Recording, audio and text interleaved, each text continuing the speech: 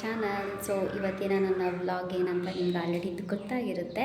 ಇವತ್ತಿನ ವ್ಲಾಗ್ ಬಂದು ಇವತ್ತೇನು ರೆಸಿಪಿ ಮಾಡ್ತಾಯಿದ್ದೀನಿ ಅಂದರೆ ಮೆಂತ್ಯ ಸೊಪ್ಪು ತೊಗೊಂಡು ಬಂದಿದ್ದೆ. ಮೆಂತ್ಯ ಸೊಪ್ಪಲ್ಲಿ ಏನಾದರೂ ಮಾಡೋಣ ಅಂತ ಯೋಚನೆ ಮಾಡಿಕೊಂಡು ಇವಾಗ ಒಂದು ಬ್ರೇಕ್ಫಾಸ್ಟ್ ರೆಡಿ ಮಾಡ್ಕೊಳ್ತಿದ್ದೀನಿ. ಅದೇನಂತ ನಿಮ್ಗೆ ಆಲ್ರೆಡಿ ತಮ್ಮಲೇ ನೋಡಿದಾಗಲೇ ಗೊತ್ತಾಗಿರುತ್ತೆ. ಮೆಂತ್ಯ ಚಪಾತಿ ಹಾಗೆ ಮೆಂತ್ಯ ಸೊಪ್ಪು ಹಾಕ್ಬಿಟ್ಟು ಪಲ್ಯ ಮಾಡೋಣ ಅಂತ ಅಂದ್ಕೊಂಡಿದ್ದೀನಿ.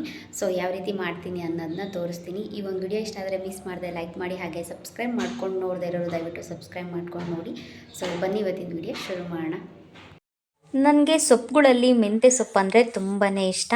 ಸೊ ತುಂಬ ವೆರೈಟಿ ಮಾಡ್ಬೋದು, ಹಾಗೆ ತುಂಬ ಟೇಸ್ಟ್ ಕೂಡ ಇರುತ್ತೆ. ಹಾಗಾಗಿ ನನಗೇನಾದರೂ ಸೊಪ್ಪಲ್ಲಿ ಏನಾದರೂ ಮಾಡಬೇಕು ಅಂತ ಅನ್ನಿಸ್ತು. ಹಾಗಾಗಿ ಮೆಂತ್ಯ ಸೊಪ್ಪು ತೊಗೊಂಡು ಬಂದು ಈ ಒಂದು ಬ್ರೇಕ್ಫಾಸ್ಟ್ನ ಮಾಡ್ಕೊಳ್ತಾ ಇದ್ದೀನಿ. ಮೆಂತ್ಯ ಸೊಪ್ಪು ಇವಾಗ ನೀಟಾಗಿ ಬಿಡಿಸಿಟ್ಕೊಂಡು ರೆಡಿ ಮಾಡಿ ಇಟ್ಕೊಂಡಿದ್ದೀನಿ. ಇದು ನೀಟಾಗಿ ವಾಶ್ ಮಾಡ್ಕೊಳ್ತೀನಿ. ಸೊ ಇಲ್ಲಿ ನಾನು ಫಸ್ಟು ಗೋಧಿ ಹಿಟ್ಟನ್ನ ಹಾಕ್ಕೊಂಡು ಸ್ವಲ್ಪ ಸೊಪ್ಪನ್ನ ನೀಟಾಗಿ ತೊಳ್ಕೊಂಡು ಕಟ್ ಮಾಡಿ ಹಾಕ್ಕೊಳ್ತಾ ಇದ್ದೀನಿ. ತುಂಬಾ ಟೇಸ್ಟ್ ಇರುತ್ತೆ ಈ ಒಂದು ಮೆಥಡಲ್ಲಿ ಮಾಡೋದ್ರಿಂದ. ಹಾಗೆ ರುಚಿಗೆ ತಕ್ಕಷ್ಟು ಉಪ್ಪನ್ನ ಹಾಕ್ಕೊಳ್ತೀನಿ.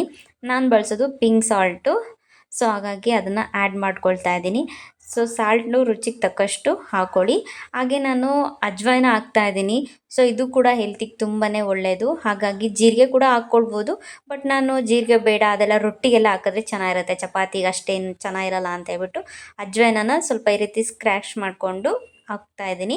ಹಾಗೆ ಖಾರದ ಪುಡಿ ಹಾಕ್ಕೊಳ್ತಾ ಇದ್ದೀನಿ, ಒಂದು ಸ್ವಲ್ಪ ಖಾರ ಇರಲಿ ಅಂತ. ಸೊ ಈಗೆಲ್ಲನೂ ನೀಟಾಗಿ ಮಿಕ್ಸ್ ಮಾಡಿಕೊಂಡು ನಾನು ಚಪಾತಿಗೆಲ್ಲ ಮಾಮೂಲಿ ನಾರ್ಮಲಾಗಿ ಎಲ್ಲರೂ ಹೇಗೆ ರೆಡಿ ಮಾಡ್ಕೊಳ್ತಾರೋ ನೋಡಿ ಅದೇ ರೀತಿಯೇ ಮಾಡ್ಕೊಳ್ತಾ ಇದ್ದೀನಿ. ಸೊ ಇವಾಗ ಸ್ವಲ್ಪ ಆಯಿಲ್ ಹಾಕ್ಕೊಂಡು ಇವಾಗ ಒಂದು ಸ್ವಲ್ಪ ಇದು ಮ್ಯಾರಿನೇಟ್ ಆಗೋದಕ್ಕೆ ಇಡ್ತೀನಿ. ಹಾಗೆ ಈಗ ಪಲ್ಯ ಮಾಡ್ಕೊಳ್ಳೋದಕ್ಕೆ ಮೆಂತ್ಯ ಸೊಪ್ಪನ್ನ ಸ್ವಲ್ಪ ತೊಗೊಂಡು ನೀಟಾಗಿ ಚಿಕ್ಕದಾಗಿ ಕಟ್ ಮಾಡ್ಕೊಂಡಿದ್ದೀನಿ. ಹಾಗೆ ಈರುಳ್ಳಿ ಹಾಗೆ ಟೊಮೆಟೊ ಎರಡನ್ನೂ ಕಟ್ ಮಾಡ್ಕೊಂಡಿದ್ದೀನಿ. ಟೊಮೆಟೊ ಗೊಜ್ಜು ಮಾಡ್ತೀವಲ್ಲ ಅದೇ ರೀತಿಯೇ ಇದು ಒಂದು ಸ್ವಲ್ಪ ಮೆಂತ್ಯ ಸೊಪ್ಪನ್ನ ಕಟ್ ಮಾಡಿ ಹಾಕ್ಕೊಳ್ತಾ ಇದ್ದೀನಿ ಅಷ್ಟೇ. ತುಂಬಾ ಟೇಸ್ಟ್ ಇರುತ್ತೆ. ಈಗ ನಾನು ಒಂದು ಸ್ವಲ್ಪ ಆಯಿಲ್ಗೆ ಸಾಸಿವೆ ಹಾಕ್ಕೊಂಡು ಈಗ ಕಡಲೆಬೇಳೆ ಹಾಕ್ಕೊಳ್ತಾ ಇದ್ದೀನಿ. ಇದೊಂದು ಸ್ವಲ್ಪ ರೋಸ್ಟ್ ಆಗೋವರೆಗೂ ವೆಯ್ಟ್ ಮಾಡಿ.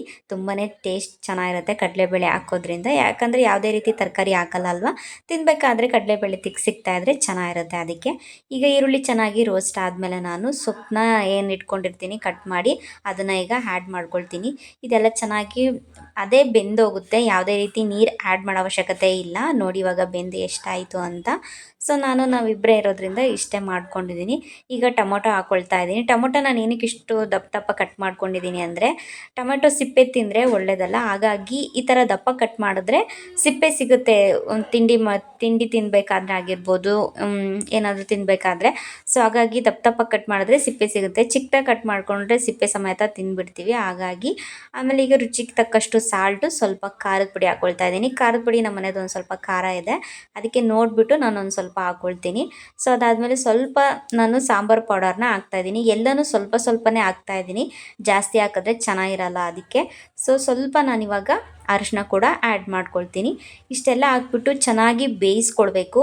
ಇದೊಂದು ಸ್ವಲ್ಪ ನೀವು ಸ್ಮ್ಯಾಶ್ ಮಾಡ್ಕೊಳ್ಳಿ ಅದೇ ಸೌಟಲ್ಲೇನೆ, ಆವಾಗ ಚೆನ್ನಾಗಿ ಅದು ಬೆಂದೋಗುತ್ತೆ. ಟೊಮೊಟೊ ಕೂಡ ಬೇಗ ಬೇಯುತ್ತೆ. ಅದಾದಮೇಲೆ ನಾನು ಅಗಸೆ ಬೀಜನ ಹುರಿದ್ಬಿಟ್ಟು ಪೌಡರ್ ಮಾಡಿ ಇಟ್ಕೊಂಡಿದ್ದೀನಿ. ಎಲ್ಲ ಪಲ್ಯಕ್ಕೂ ನಾನು ಒಂದು ಸ್ವಲ್ಪ ಸ್ವಲ್ಪ ಆ್ಯಡ್ ಮಾಡ್ಕೊಳ್ತೀನಿ. ಹೆಲ್ತಿಗಂತೂ ತುಂಬ ಅಂದರೆ ತುಂಬಾ ಒಳ್ಳೆಯದು. ಹಾಗಾಗಿ ನಾನು ಎಲ್ಲದಕ್ಕೂ ಸ್ವಲ್ಪ ಬಳಸೋದಕ್ಕೆ ಪ್ರಯತ್ನ ಪಡ್ತೀನಿ. ಯಾವುದಕ್ಕಾಗುತ್ತೋ ಅದಕ್ಕಂತೂ ಹಾಕ್ತಾನೇ ಇರ್ತೀನಿ. ಪಲ್ಯಕ್ಕೆಲ್ಲ ಬೇಕಾಗುತ್ತೆ ಅಂತ ಹೇಳ್ಬಿಟ್ಟು ಹಾಕಿ ರೆಡಿ ಮಾಡಿ ಇಟ್ಕೊಂಡಿದ್ದೆ, ಅದನ್ನು ಇದಕ್ಕೊಂದು ಸ್ವಲ್ಪ ಆ್ಯಡ್ ಮಾಡ್ಕೊಳ್ತಾ ಇದ್ದೀನಿ.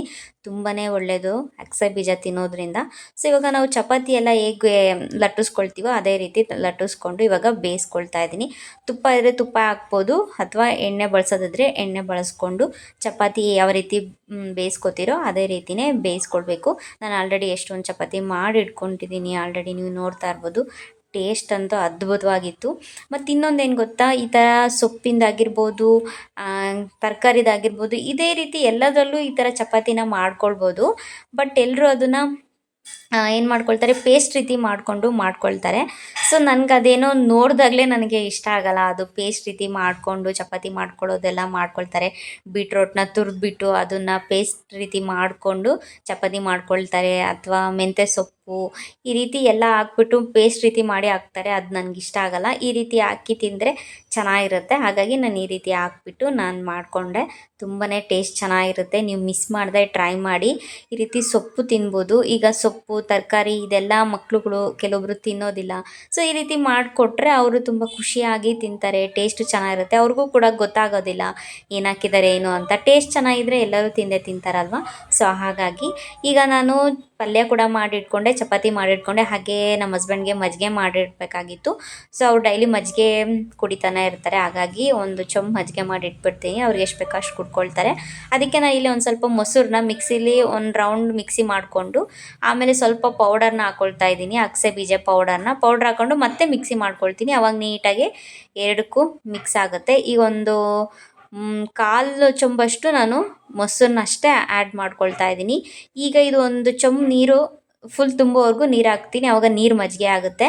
ನೀರು ಮಜ್ಜಿಗೆ ಕುಡಿದ್ರೇ ತುಂಬಾ ಒಳ್ಳೆಯದು. ಆ್ಯಕ್ಚುಲಿ ಅಗಸೆ ಬೀಜ ಅಗಸೆ ಪೌಡರು ಅದೆಲ್ಲ ಹೀಟು. ಹಾಗಾಗಿ ನಾವು ನೀರು ಮಜ್ಜಿಗೆಗೆ ಅದು ಒಂದು ಆ್ಯಡ್ ಮಾಡೋದ್ರಿಂದ ಅಗಸೆ ಬೀಜ ಪೌಡ್ರ್ ಆ್ಯಡ್ ಮಾಡೋದ್ರಿಂದ ಅಷ್ಟೊಂದು ಹೀಟ್ ಅನಿಸಲ್ಲ ನೀರು ಮಜ್ಜಿಗೆ ಜೊತೆ ಈ ರೀತಿ ಮಾಡ್ಕೊಂಡು ಕುಡಿಯೋದ್ರಿಂದ. ಹಾಗಾಗಿ ನಮ್ಮ ಹಸ್ಬೆಂಡ್ಗೆ ಯಾವಾಗಲೂ ನಾನು ಇದೇ ರೀತಿಯೇ ಮಾಡಿಕೊಡೋದು. ನಾನು ಕೂಡ ಕುಡಿತೀನಿ. ಸೊ ಇಬ್ಬರಿಗೂ ಬೇಕಾಗುತ್ತೆ ಅಂತ ಹೇಳ್ಬಿಟ್ಟು ಒಂದು ಚೊಂಬು ಮಾಡಿ ಇಟ್ಕೊಂಡ್ಬಿಡ್ತೀನಿ. ಮತ್ತು ಇದಕ್ಕೆ ಈರುಳ್ಳಿ ಕೂಡ ಕಟ್ ಮಾಡಿ, ಕೊತ್ತಂಬರಿ ಕೂಡ ಕಟ್ ಮಾಡಿ ಹಾಕ್ಕೊಳ್ಬೋದು. ಸೊ ತುಂಬಾ ಚೆನ್ನಾಗಿರುತ್ತೆ, ಸಖತ್ತಾಗಿರುತ್ತೆ. ಮಜ್ಜಿಗೆ ಈ ರೀತಿ ನೋಡಿ ಎಷ್ಟು ಚೆನ್ನಾಗಿ ಅದು ಬೆಣ್ಣೆ ಎಲ್ಲ ಬರುತ್ತೆ ನಾನು ಮಿಕ್ಸಿಲಿ ಮಾಡೋದ್ರಿಂದ. ಸೊ ಇಷ್ಟೇ, ಇಷ್ಟು ಸೂಪರಾಗಿರುತ್ತೆ ಗೊತ್ತಾ, ಸಖತ್ತಾಗಿರುತ್ತೆ. ಈಗ ನಾನು ಈ ಒಂದು ರೆಸಿಪಿ ತೋರಿಸಿರೋದ್ರಿಂದ ನಿಮ್ಗೆಲ್ರಿಗೂ ತುಂಬ ಇಷ್ಟ ಆಗಿದೆ ಅಂತ ಅಂದ್ಕೊಳ್ತೀನಿ. ಒಂದು ಹೆಲ್ತಿ ಬೆಸ್ಟು ಈಸಿಯಾಗಿ ಮಾಡ್ಕೊಳ್ಬೋದಂಥ ಬ್ರೇಕ್ಫಾಸ್ಟ್ ಇದು. ಸೊ ನನಗಂತೂ ತುಂಬಾ ಇಷ್ಟ ಆಯಿತು. ಸೊ ಈ ಒಂದು ವಿಡಿಯೋ ಇಷ್ಟ ಆಗಿದೆ ಅಂತ ಅಂದ್ಕೊಳ್ತೀನಿ. ಈ ರೆಸಿಪಿ ಮಿಸ್ ಮಾಡದೆ ನೀವು ಕೂಡ ಟ್ರೈ ಮಾಡಿ ನನಗೆ ಕಾಮೆಂಟಲ್ಲಿ ತಿಳಿಸಿ. ನೀವು ನೋಡ್ತಾ ಇರ್ಬೋದು ಇಲ್ಲಿ ಟೊಮೆಟೊ ಗೊಜ್ಜು ಯಾವ ರೀತಿ ಆಗಿದೆ ಅಂತ. ಇದನ್ನು ನಾವು ಅನ್ನಕ್ಕೂ ಕೂಡ ಬಳಸ್ಕೊಂಡು ತಿನ್ಬೋದು, ತುಂಬಾ ಚೆನ್ನಾಗಿರುತ್ತೆ.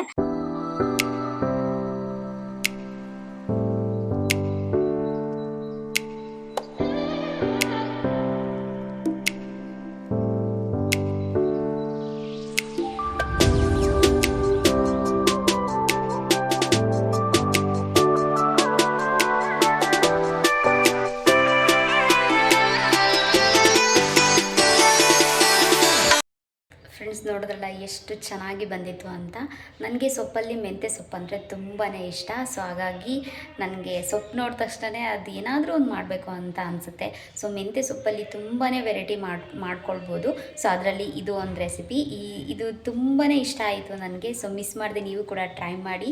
ತುಂಬಾ ಚೆನ್ನಾಗಿರುತ್ತೆ, ಹೆಲ್ತಿಗೂ ಕೂಡ ತುಂಬಾ ಒಳ್ಳೆಯದು. ಡಯಟ್ ಮಾಡೋರ್ಗಂತೂ ಇನ್ನೂ ಒಳ್ಳೆಯದು. Okay, thanks for watching. See in the next video. Bye.